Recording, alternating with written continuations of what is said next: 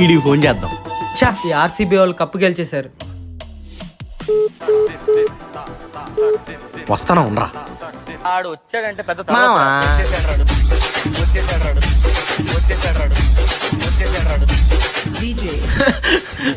మావా స్వీట్ తినరా. కొట్టిన ఒక కప్పుకి ఎందుకురా ఇంత హడావిడి?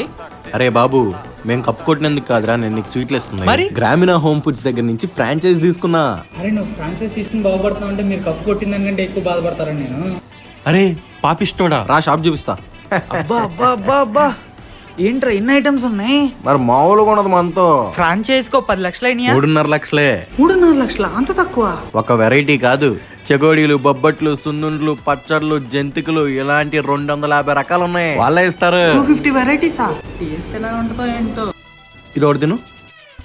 అచ్చమ్మ అమ్మమ్మ చేసినట్టే ఉందిరా.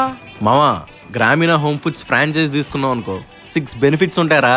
6 బెనిఫిట్సా? షాప్ మొత్తం వాళ్ళే సెటప్ చేస్తారు. షాప్ రెంట్ కూడా వాళ్ళే పే చేస్తారా.